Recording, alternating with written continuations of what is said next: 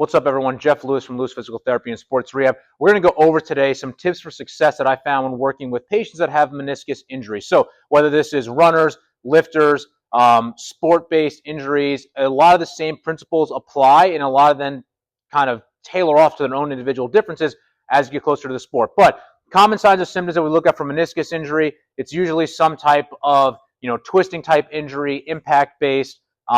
Those that have like a lot of repetitive deep knee flexion, which I'm not saying there's anything wrong with that. I do, squatting, I squat, I have people squat, but these are typically where we see these issues come up sometimes, or when what they're symptomatic with more than anything. So typically they'll have joint line tenderness, so pain on this kind of inner or outer part of that joint line, the divots on the front of the knee there, pain with kind of getting brought into maximal deep knee flexion. So like when I have someone come in, I'll bend their knee all the way, kind of bounce out of that. And if they have pain in there, that's typically a little bit more indicative of meniscus injury. Some type of passive twisting of the shin, getting up. So if they're sitting for a while and then they go to stand up after sitting for a while, they'll have just some of that kind of pain in that knee joint more than anything. Stairs can be a problem, but those are a lot of the kind of general things. And anytime like they're having to open up or twist on that leg. So perfect example is if someone has to kind of turn and open towards the side that's bothersome, that turning and opening of the knee can sometimes be problematic. So these are just things we listen up from meniscus injuries more than anything. But when we look at our tips for success more than anything, first and foremost, we have to get range of motion back, primarily extension over flexion. I have just found personally, if you push flexion too much with these meniscus injuries, and this is this case is non-surgical, but this could apply as a broad range. If you try to push flexion too early, it is likely going to irritate that knee. I let flexion come naturally as we kind of work on restoring other things that we're going to get into, but we want to get that extension back more than anything because you need full knee extension just for normal walking patterns. If you don't have that, you're going to start compensating elsewhere, which can cause some other problems down the line. So getting extension back first and foremost is the biggest thing. Part of the way that we do that is getting their quad going. So in a lot of cases, especially if there's a lot of swelling or effusion, which is swelling within the joint, noted with these meniscus injuries, the quad is the first thing to shut down. So we need to get that quad going. That's going to, one, help with getting that knee extension range of motion back. It is also going to help mitigate any kind of increase in swelling. So we'll help pump that out of there more than anything. So getting their quad strength back more than anything, we will do a lot of BFR early in this kind of phase to get that quad going. That is one of the most important things. If we neglect that and we don't address that early on, it's going to cause a myriad of problems down the line. Next thing, we look at how we are loading these meniscus. So if you kind of jump over to the other side of the board here, general things you want to avoid early on is any deep knee flexion or twisting type movements. Those typically will irritate the meniscus. This is early on. I'm not talking about long term. I'm talking about early on when we're still in a relatively acute, subacute phase of this meniscus. So you want to avoid this deep knee flexion and twisting based movements. We'll put impact in there as well. If someone's a runner or whatnot, but early on you're going to want to minimize those factors more than anything. So when we go to how do we load this, closed chain just means you're in a weight bearing, kind of foot is fixed on the ground position.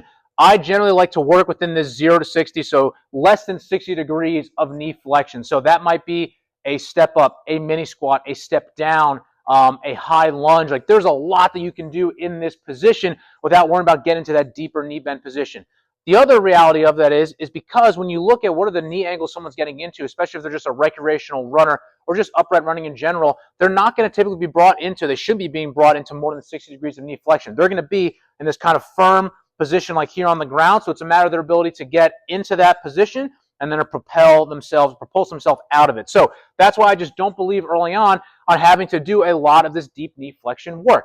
You just get them really good in these positions. There's a lot of different drills you can do to stimulate that lower body and that quad within that kind of closed chain. And then later in the rehab, once they're already starting to kind of turn the corner, moving a lot more, then we'll start going a little bit more some kind of deeper squat positions. But I've just have found if you try to push deep flexion, twisting movements, loading, all that stuff before you even get them running, it just is really hard for some people to turn that corner. So focus on one thing, get really good at it, and then progress from there. And then from an open chain standpoint, this would be like a seated knee extension off the edge of the table. I'll typically work within like the 45 to 90 degrees, so like a long arc quad with BFR. So you're still getting some load through that quad throughout the entire range of motion, but you're not getting as much stress on that impact, that deeper knee flexion. Next thing here, positional isometrics. So this is going to start with a wall sit, for example. You are going to do a 45-degree wall sit for 3 to 4 sets of 60 seconds. We start at these longer duration ones within these parameters, and then we gradually work on increasing the intensity throughout those positions. So we're maybe doing just body weight for 4 sets of 60 seconds. Then we're starting to put some more load on it. Now we're getting into, 25 to 30 seconds. So shorter duration now, but a bit higher intensity. I have just found in these cases, when you have someone do a lot of stuff through the range early on, they just have a really hard time. These people in general typically have a really hard time stabilizing that whole limb, which is why to a degree that meniscus gets beaten up. So I have just found I really try to max people out at positions more than anything they're going to need to. Again, going back to this, if I can get someone doing a split squat hold at a 60-degree knee flexion angle or a wall sit, and they're holding that for 30, 45, 60 seconds at progressive weight as they're dropping that duration, I think it's going to be a lot more effective preparing them to get back to running instead of saying, hey, I want you to do a ton of reps from a reverse lunge standpoint or a very rep-based split squat. I'm not saying I don't do that. I absolutely do. But early on, I'm going to put a lot more emphasis on these positional isometrics, starting longer duration and gradually dropping the intensity of those isometrics while also manipulating the position more than anything. And then once we're good there, then we'll get to eccentric. So their ability to essentially control and absorb load and then to produce it the other way. So again, when we look at just upright running, their ability to eccentrically control going into this flex position and then to propel out of it, not only from their quad, but from their foot and ankle as well. It's another big component of this. So that's the general progression we look at here. I have this here for hamstring work because historically, hamstring specific work, so very knee flexion based hamstring work, not from the hamstring as a hip extensor, but as a knee flexor, can be provocative for these meniscus injuries. So I typically will start with more hamstring work a bit at the hip. So that's a lot of RDL work. That's maybe, it's more of like some bridge variation, not like a deep knee flexion bridge, but more bridge variations. And then gradually as we go along this process, then I'll maybe work them into a bit more of a longer lever hamstring position. So meaning, they're lying on their back, they have their foot up on a box, they have a very slight knee bend, and they're doing repetitive bridges through that. Hamstring curls, things like that. I just am a little more weary. I hold off on those as long as I can until I see that they can load properly and be able to use, from a hip standpoint more than anything, that hamstring along with their glute more than anything. So that's just one caveat. I don't believe in trying to do, hamstring curls or very knee hamstring specific work early on in the rehab. I just have found it just tends to not really feel too great on these individuals, mainly because there's a hamstring attachment, there's a hamstring attachment into that meniscus, which I think is probably why in a lot of cases that just doesn't go well for some people. Okay, so next thing here, you need to address any proximal or distal deficits. So proximal meaning above the joint, in this case the hip, and distal meaning below the joint, in this case the ankle. The knee typically gets beaten up because of issues above or below, whether that is a range of motion issue at the hip, whether that is a strength and stability issue at the hip, glute med, glute max strength, rotational strength at the hip. Anything like that will play into a factor of that. And then going down to the ankle, the first thing to touch the ground is the ankle. So if you are not able to essentially stabilize at your midfoot and be able to use your lower limb, your intrinsics, gastroc soleus to propel yourself, then you are going to use a lot more knee. Like you want to be able to be kind of quick on and off the ground from a foot and ankle. We call it, stiffness, to be able to quickly absorb and then produce that force without deforming. So that's one part there. And the last thing here is return to running. So the one thing we want to talk about when we're discussing returning to running is it is going to look different for each individual, whether you are a recreational runner, whether you're someone that just does some running every now and then maybe as part of a workout class, or if you are an athlete. It's going to look different for everyone. Before we get kind of too deep into the topic of running, what I do want to talk about is plyometrics. I'm going to kind of put this with a star down here. So plyometrics, we'll just say plyos / jump training. Now, when I am working with an active adult that say they've been running for the last 20, 30 years, maybe the only jump training they've done is like some box jumps, if anything, not frequently or whatnot. In individuals like this, I am not going to do plyometrics. The reason being is I truly believe that plyos are very skill-based movements.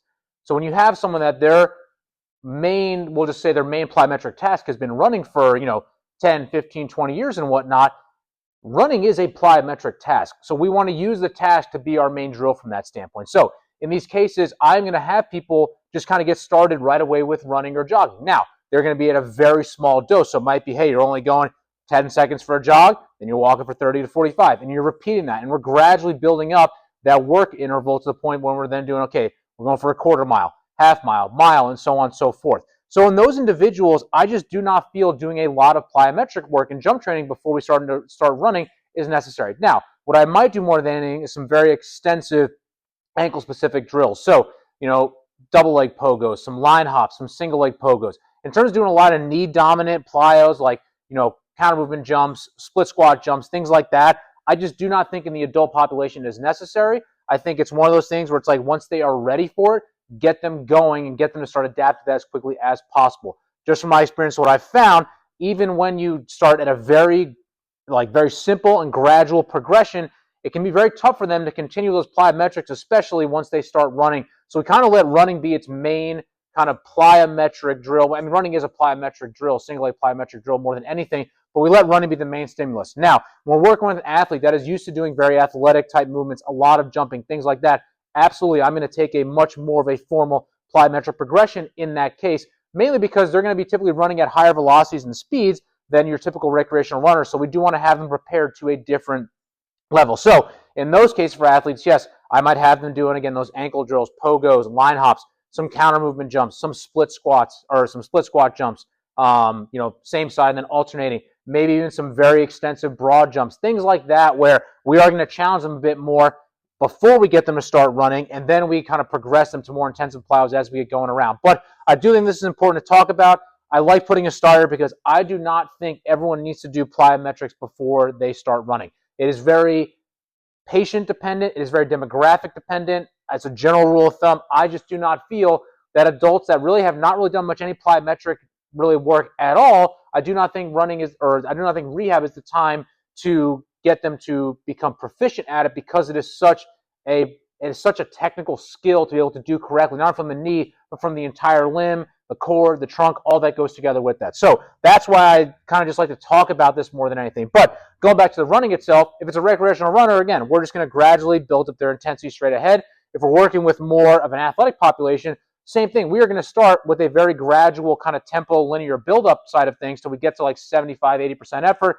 Then we start adding in some more pre-planned change of direction, some very short yardage acceleration work, and then we just progress those. We start to then get into some more reactive change of direction. We increase the acceleration distance from maybe 5 to 10 to 15 to 20 yards, and then we get to the point where we're maybe going 30-yard accelerations and then potentially some max velocity flying work. So it is very dependent on each person and what their demands of their sport is as we kind of work on building out that running progression. But again, these are a lot of things that you want to take into account when you're going through meniscus rehab. Again, whether you are a recreational runner, a baseball player, a football player, a soccer player, a lot of these concepts apply. We do just tailor it a little bit differently to each individual and what their goals are more than anything. But these concepts can be really applied throughout the entire continuum of meniscus rehab. So if you have any questions on how this can apply to your rehab or the stage of rehab you're in for meniscus rehab, or what your kind of future part of rehab will look like, leave them below in the comment section and subscribe to our channel for more content like this.